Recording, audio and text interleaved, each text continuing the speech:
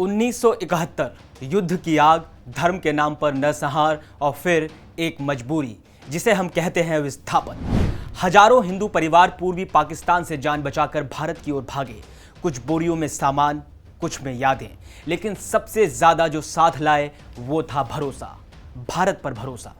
आज साल 2025 में 50 साल बाद एक मुख्यमंत्री ने उन भूले बिसरे परिवारों के संघर्ष को पहचाना है। मुख्यमंत्री योगी आदित्यनाथ ने साफ कहा है कि यह सिर्फ जमीन नहीं, यह हक है, सम्मान है और राष्ट्रीय कर्तव्य भी। वो हक जो इन लोगों को दशकों पहले मिल जाना चाहिए था, अब मिलने जा रहा है।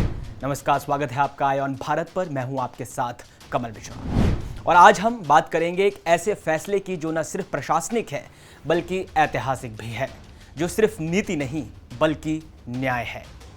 वीडियो में आगे बढ़ने से पहले आइए इतिहास के पन्नों को थोड़ा पलटते हैं। साल 1960 से लेकर 1975 तक पूर्वी पाकिस्तान से करीब 10,000 से ज़्यादा हिंदू परिवार भारत की सरहद लांघकर उत्तर प्रदेश पहुंचे। पीलीभीत, लखीमपुर खीरी, बिजनौर और रामपुर जैसे जिलों में इन परिवारों को ट्रांजिट कैंपों में अस्थायी रूप से रखा गया। फिर इन्हें खेती के लिए ज़मीन दी गई, पर अफसोस 50 साल बीत गए मगर इन ज़मीनों के कागज़ों में आज भी इनके नाम दर्ज नहीं है। अब सवाल ये उठता है, ऐसा क्यों? इन विस्थापितों के नाम राजस्व अभिलेखों में दर्ज ही नहीं है।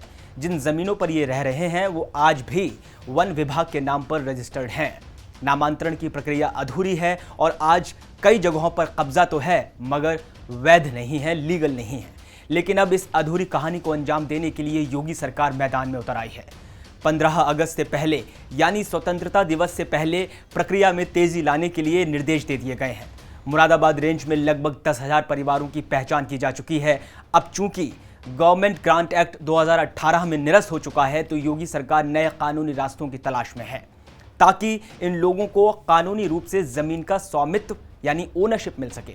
और जहां अब वो परिवार बचे ही नहीं है वहां फिर से रिवैल्यूएशन करके जमीनों का उचित वितरण किया जाना है। सवाल, सीएम आदित्यनाथ ने इस पर क्या कहा? उनके मुताबिक यह सिर्फ पुनर्वास नहीं, यह मानवता है, सामाजिक न्याय है।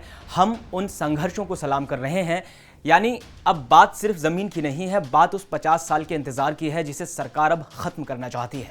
लेकिन कौन कौन से कानूनी पेंच हैं जो आज भी रास्ता रोक रहे हैं और कैसे यह फैसला इन परिवारों की जिंदगी में असली बदलाव लाने जा रहा है? जुड़े रहिए क्योंकि वीडियो का अगला हिस्सा और भी ज्यादा चौंकाने वाला है। अब बात करते हैं क्या बदलेगा इस फैसले से। आइए अब बात करते हैं उस सबसे अहम सवाल की कि अगर यह फैसला जमीनी हकीकत बन गया तो इन परिवारों को आखिर मिलेगा क्या? एक लाइन में कहें तो मिलेगी पहचान, अधिकार और मिलेगा सम्मान। सबसे पहले वैध भूमि स्वामित्व की बात की जाए। अब ये परिवार सिर्फ काबिज नहीं यानी कब्जाधारी नहीं बल्कि कानूनन जमीन के मालिक होंगे। और ये सिर्फ एक पट्टा नहीं बल्कि उनकी पीढ़ियों के भविष्य की गारंटी होगी। सरकारी योजनाओं का सीधा लाभ भी मिलेगा। प्रधानमंत्री आवास योजना हो या किसान सम्मान निधि, जिनके पास जमीन के कागज नहीं थे वो अब इन सभी योजनाओं में पात्र बन जाएंगे। बैंक लोन और निर्माण की पात्रता में भी जगह मिलेगी। बिना जमीन के कागज के ना तो बैंक लोन मिलता है ना ही किसी सरकारी निर्माण का हक। लेकिन अब ये परिवार अपना घर बना सकेंगे, खेती के लिए लोन ले सकेंगे और आर्थिक रूप से सशक्त हो सकेंगे। और सबसे बड़ा बदलाव पहचान और सम्मान का है। नई पीढ़ी अब शरणार्थी नहीं कहलाएगी बल्कि सम्मानित नागरिक की तरह जी पाएगी। बच्चे स्कूलों में दाखिला लें तो जात पात या कागज की कमी आड़े नहीं आएगी। यानी ये सिर्फ जमीन नहीं, ये जिंदगी में स्थायित्व है। और यही वो बदलाव है जिसकी उम्मीद इन परिवारों ने पिछले 50 सालों से पाल रखी थी। अब बात करते हैं असली चुनौतियों की। तो अब बढ़ते हैं वीडियो के उस सबसे अहम हिस्से की ओर जहां सवाल उठता है, क्या वाकई ये फैसला 15 अगस्त तक जमीन पर उतर पाएगा या फिर ये भी बनकर रह जाएगा एक और सरकारी ऐलान? साफ है कि नीयत साफ है, दिशा भी तय है, लेकिन राह अब भी कांटों से भरी है। सबसे पहली चुनौती वन भूमि विवाद की है। जिन जमीनों पर ये परिवार रह रहे हैं वो जमीनें अब भी फॉरेस्ट डिपार्टमेंट वन विभाग के नाम पर दर्ज हैं। मतलब सरकार को कानूनी तौर पर वन अधिनियमों से छूट दिलवानी होगी और वो आसान नहीं होगा। दूसरी बड़ी बाधा रिकॉर्ड्स का अभाव है। कई मामलों में जो मूल अभिलेख हैं खो चुके हैं या कभी बने ही नहीं।